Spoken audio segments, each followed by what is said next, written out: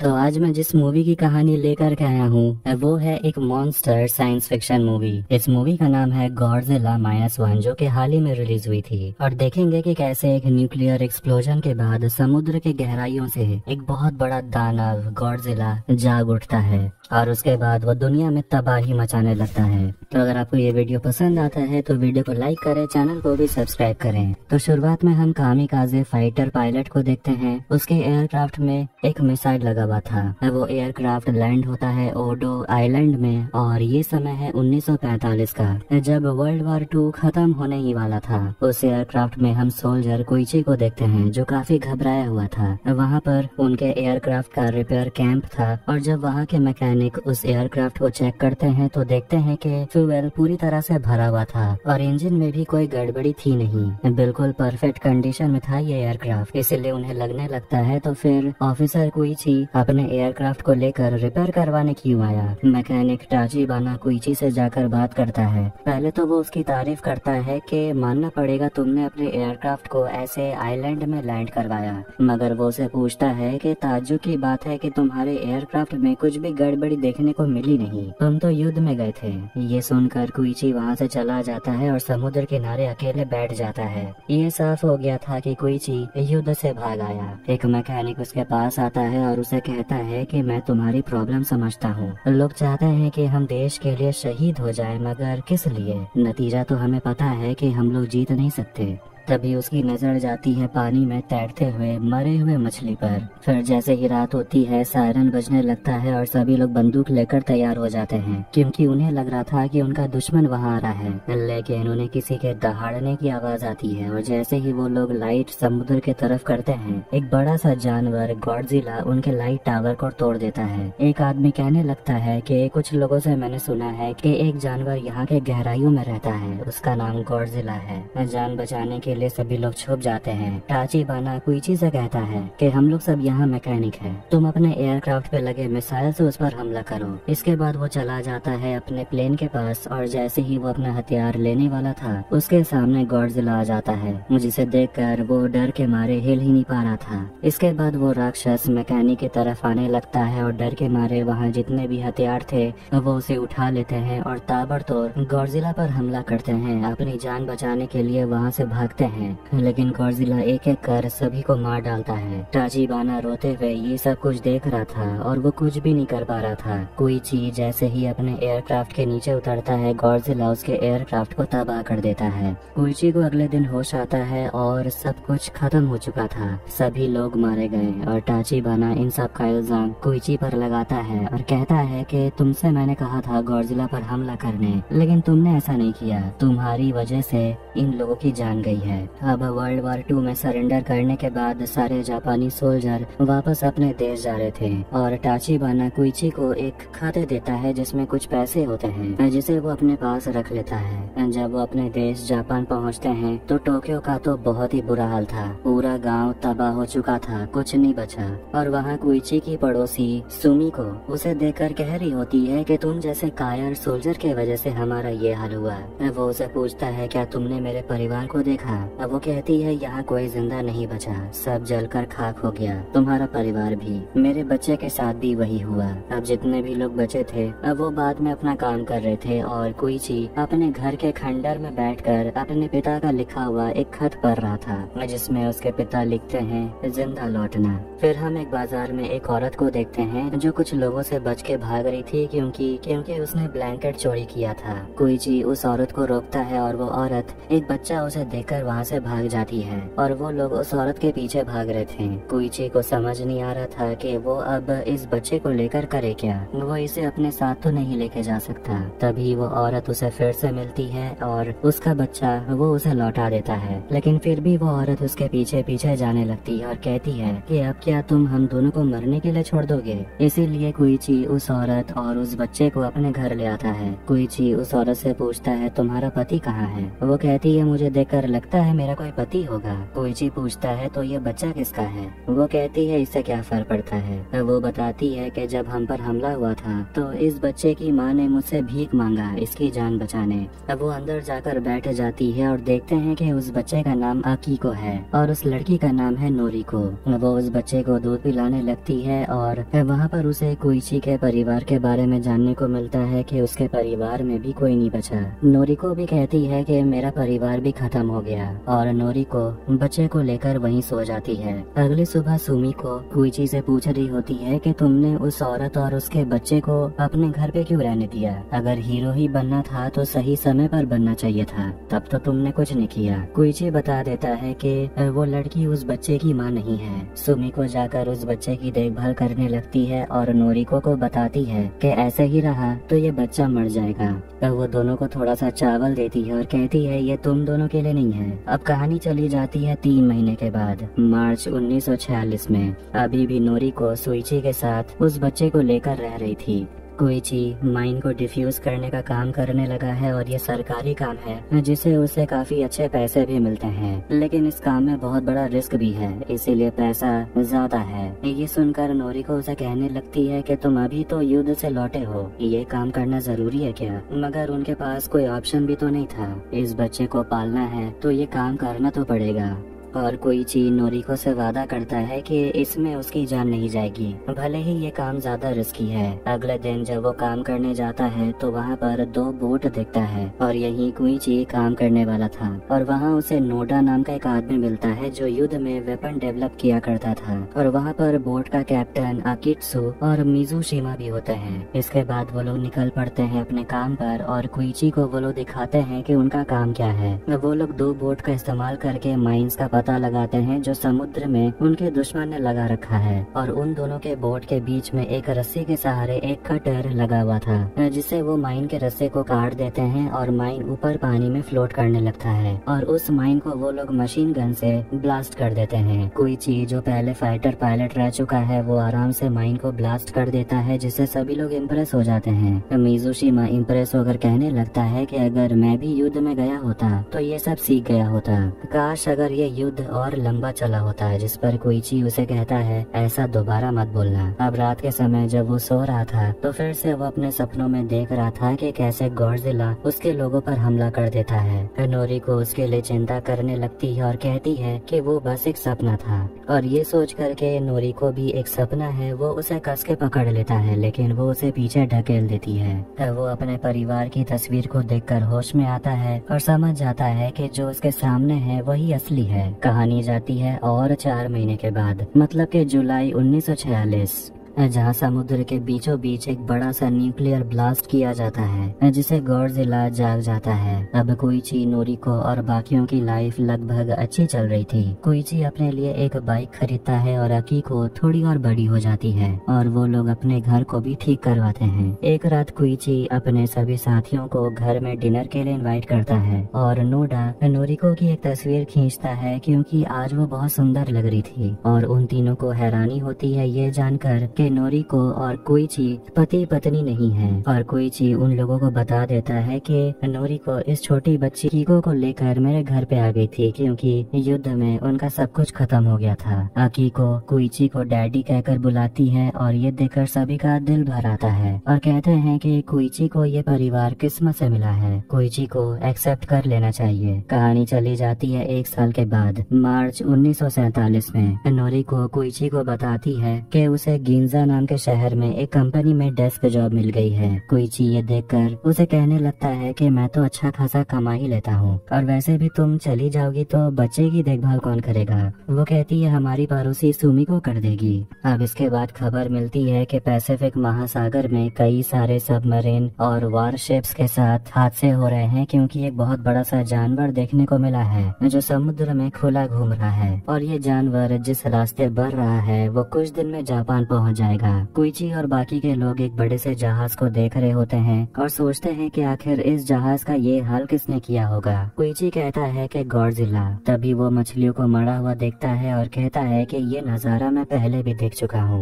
वो कहता है कि गॉडजिला डायनासोर जैसा दिखने वाला जानवर है, लेकिन लोकल लोग उसे गॉडजिला ही कहते हैं। वो कहता है कि कामिकाज़े रिपेयरिंग बेस में एक बहुत बड़ा हादसा हुआ था जहाँ गॉडजिला ने सारे मैकेनिक्स को मार डाला था, मगर उन्हें लग रहा था कि वो शायद अमेरिका ने किया था, मगर वो गलत थे। कोइची को डर है कि शायद अब ये गॉडजिला और भी ज्यादा बड़ा और ताकतवर हो गया होगा। वो लोग थोड़ी देर वहीं पर घूमते हैं और नाडो कोइची से बात करने के लिए आता है और युद्ध के समय के बारे में बातें करने लगता है। तभी वो लोग वहाँ पर भी ढेर सारी मरी हुई मछलियों को देखते हैं और वो लोग अलार्म बजाने लगते हैं क्योंकि हो सकता है गॉडजिला आने वाला है। मगर प्रॉब्लम ये है कि वो लोग इस लकड़ी के बोट से कैसे उस बड़े से जानवर से लड़ेंगे। ये देखकर अकित्सु कहता है कि वो जानवर टोक्यो जा रहा है और मैं उसे वहाँ जाने दूंगा नहीं। तभी गॉडजिला बाहर निकलता है और उनका जो दूसरा बोट होता है उसे वो तबाह कर देता है, जिसे देखकर उनकी तो हालत ही खराब हो गई थी। गॉडजिला उनके पास आ रहा था, इसीलिए वो लोग तुरंत अपना इंजन ऑन करके अपने बोट को भगाते हैं। गॉडजिला उनके पीछे ही था और उन लोगों ने समुद्र से जितने भी सारे माइंस कलेक्ट करे होते हैं उन्हीं से उन लोगों ने एक बहुत बड़ा सा माइन बनाया था,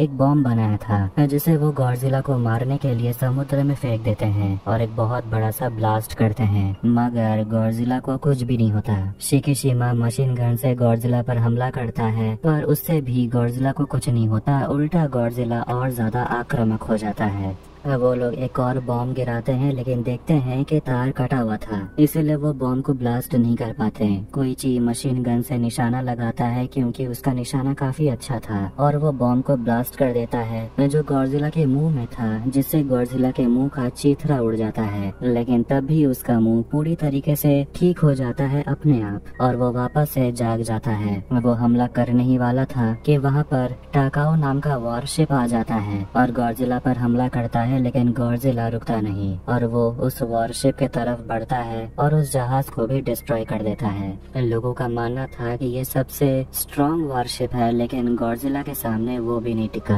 अब वो लोग गॉडजिला पर एक बार हमला करते हैं जिससे गॉडजिला पानी में गिर जाता है, जिसके बाद वो अपना एटॉमिक ब्रेथ मतलब के हीट वेव फेंकता है और एक बार में पूरा जहाज खत्म हो जाता है, कुछ भी नहीं बचता और गॉडजिला जोर से दहाड़ता है और वहाँ से चला जाता है। कोइची को हॉस्पिटल में होश आता है और उसके बाकी तीनों साथी उसके साथ ही थे और उन चारों को वहाँ पर एयरलिफ्ट करके लाया गया था। कोइची सभी को बताना चाहता है गॉडजिला टोक्यो में जा रहा है, मगर नोडा और बाकी के लोग उसे मना करते हैं क्योंकि इससे लोगों में कंफ्यूजन और पैनिक बढ़ने लगेगा। नोरिको घर पर उसे पूछती है कि आखिर हुआ क्या है, मगर कोइची उसे कुछ नहीं बताता और वो उसे कहने लगती है कि हम लोग एक साथ इतने सालों से रह रहे हैं मगर तुम मुझसे कुछ शेयर भी नहीं करते।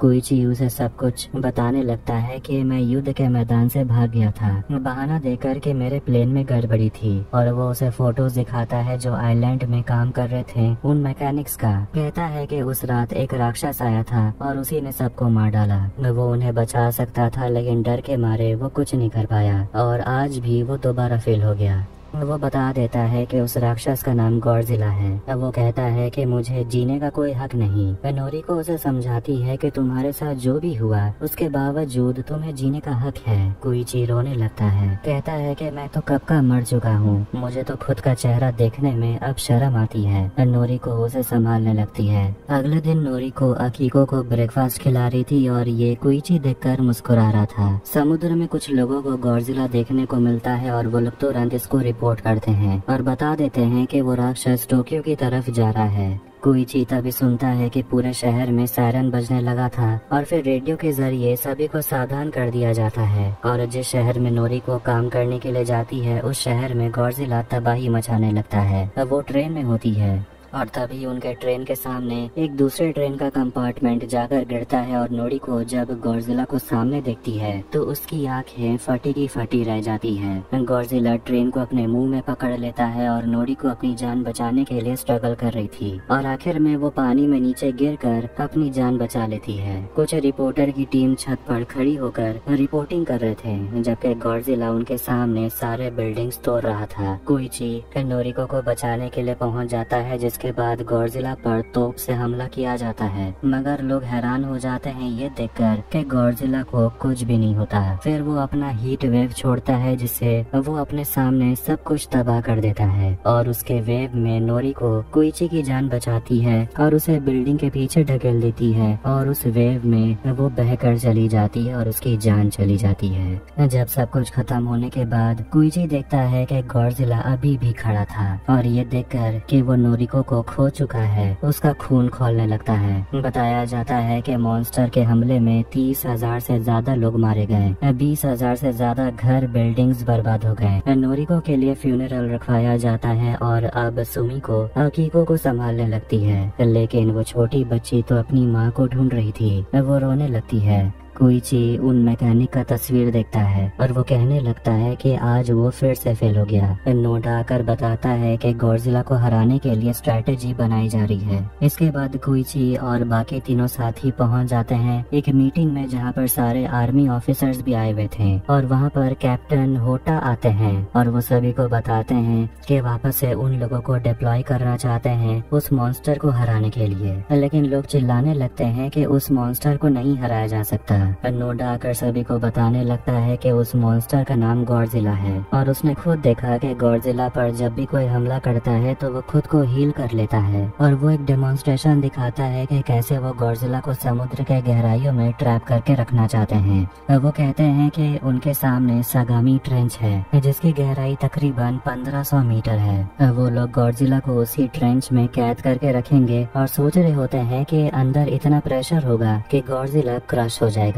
कोइची पूछता है क्या इससे गॉडजिला 100% मर जाएगा। नोडा कहता है मैं गारंटी तो नहीं दे सकता मगर ये काम कर सकता है। नोडा प्लान बताने लगता है और कैप्टन होटा सभी से कहते हैं कि हमारा देश कई बुरी हालातों से गुजरा है तो एक और सही, देश का फ्यूचर आप सभी के हाथ में है। कुछ लोग नहीं लड़ना चाहते थे क्योंकि उनका परिवार है और कैप्टन उन्हें कह देते हैं कि आप लोग में से जो भी जाना चाहते हैं वो जा सकते हैं, मगर कुछ लोग रुकते हैं क्योंकि अगर वो लोग नहीं लड़ेंगे तो और कौन लड़ेगा। ये देखकर कैप्टन इमोशनल हो जाते हैं और सभी को थैंक यू कहते हैं। कोइची, नोडा और बाकी 2 लोग होटल में बैठकर खाना खा रहे थे और वो लोग गॉडजिला के बारे में बात कर रहे थे कि उसे वो कैसे मारेंगे। कोइची कहता है कि वो अपना फाइटर प्लेन ले जाना चाहता है गॉडजिला के पास और उसी से वो गॉडजिला पर हमला करेगा, मगर नोडा उसे समझाता है कि वो अपना हीट वेव फेंक देगा तब तुम क्या करोगे, लेकिन वो तो बस नोरिको की मौत का बदला लेना चाहता था। अकित्सु उसे कहता है कि तुम उससे प्यार करते थे तो उसे शादी कर लेना चाहिए था। कोइची कहता है कि तुम्हें क्या लगता है मैं नहीं चाहता था। नोडा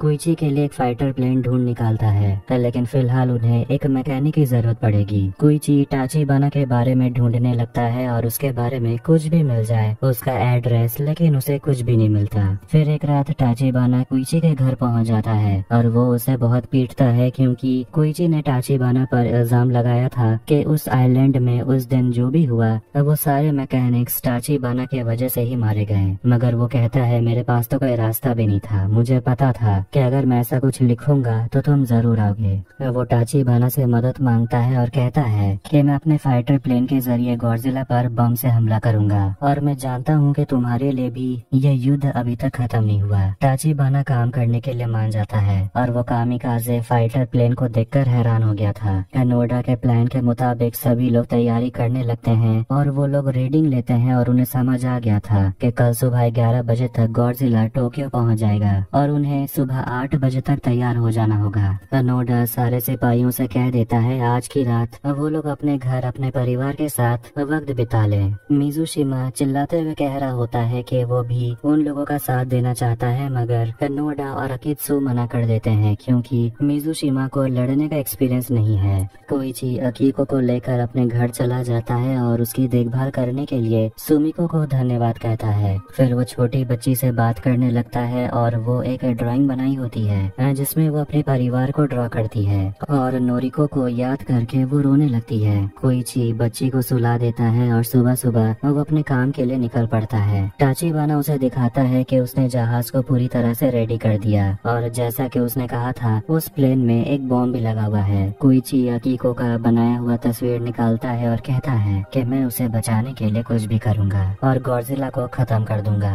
ताचिबाना उसे दिखाता है कि बॉम्ब को ब्लास्ट करना है तो कौन सा बटन दबाना है। सुमिको अपने घर के बाहर अकीको को देखती है और उसके हाथों में एक एनवेलप था जिसमें ढेर सारे पैसे थे और एक लेटर भी था जिसमें लिखा हुआ था कि ये पैसे अकीको के लिए हैं, उसी के लिए इस्तेमाल करना। सुमिको उस बच्ची को गले लगा लेती है। अब देखते हैं कि जहाज स्पीकर के जरिए गॉडजिला का आवाज को चला रहे थे ताकि गॉडजिला को ये लगे कि उसका एक दूसरा कंपटीशन आ गया और वो बाहर निकलेगा। फिर जिसका इंतजार था गॉडजिला आ जाता है और कोइची नोरिको का फोटो अपने सामने लगा लेता है और फाइटर प्लेन लेकर वहाँ से निकल पड़ता है। अब वो नोडा से कांटेक्ट करता है और कहता है कि वो गॉडजिला का ध्यान अपने तरफ करने के लिए तैयार है। अकित्सु उसे कह देता है कि अगर तुमने अकीको को अनाथ बनाया तो मैं तुम्हें जिंदा नहीं छोड़ूंगा। फिर वो गॉडजिला की तरफ बढ़ने लगता है और तभी सुमिको को एक मेल आता है। गॉडजिला कोइची के फाइटर प्लेन को देख लेता है और उसे अपने मुंह से और अपने बड़े से पूंछ से हमला करने लगता है और उसका पीछा करते करते वो पानी में चला जाता है जिसका सभी लोग इंतजार कर रहे थे। गॉडजिला अपने हीट वेव से एक जहाज पर हमला करता है जिसे पहले से ही खाली कर दिया गया था।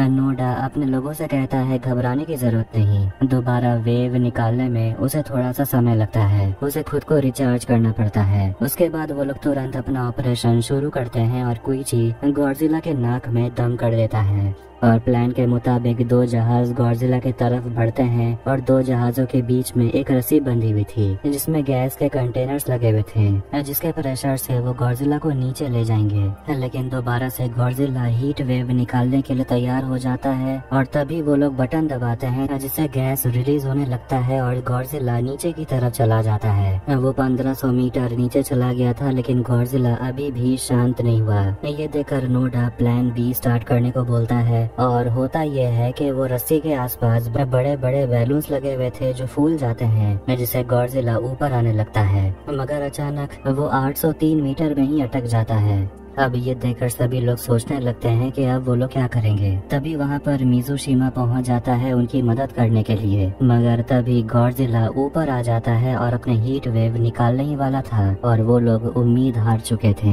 तभी कोइची नोरिको को याद करता है और अपना फाइटर प्लेन लेकर गॉडजिला के मुंह में दे मारता है। प्लेन ब्लास्ट हो जाता है और कोइची खुद को इजेक्ट करके बचा लेता है। ये देखकर सभी लोग खुश हो जाते हैं। ताचिबाना ने पहले ही उसे बता दिया था कि उसने इस प्लेन में सीट में इजेक्टर लगा दिया है क्योंकि वो चाहता है कि कोइची जिंदा रहे। कोइची का फाइटर प्लेन ब्लास्ट हो जाने की वजह से गॉडजिला का सिर अब बचा ही नहीं था और वो जो हीट वेव निकालने वाला था उसी हीट वेव के वजह से उसके शरीर के टुकड़े टुकड़े हो जाते हैं। गॉडजिला मर चुका था और ये देखकर सभी लोग कोइची के लिए सैल्यूट करते हैं। कोइची को सभी आकर शाबाशी देते हैं और उसे मिलने के लिए वहाँ पर सुमिको पहुँच जाती है छोटी बच्चे के साथ और उसे लेटर दिखाती है। लेटर पढ़कर वो भागते हुए हॉस्पिटल पहुँचता है और वहाँ उसे नोरिको मिलती है। वो घायल थी लेकिन वो जिंदा है। वो उसे पूछती है क्या तुम्हारा जंग खत्म हो गया। कोइची रोते हुए अपना सिर हिलाकर हाँ कहता है और वो नोरिको को गले लगा लेता है और उसके गर्दन पर गॉडजिला के पीठ पर जो सिंग होता है वैसा ही टैटू देखते हैं और समुद्र की गहराइयों में गॉडजिला के शरीर का एक टुकड़ा फिर से रीजेनरेट होने लगता है और यहीं पर गॉडजिला -1 एंड हो जाती है। वीडियो पसंद आया तो वीडियो को लाइक करें, चैनल को भी सब्सक्राइब करें। मिलता है नेक्स्ट वीडियो में। Take care.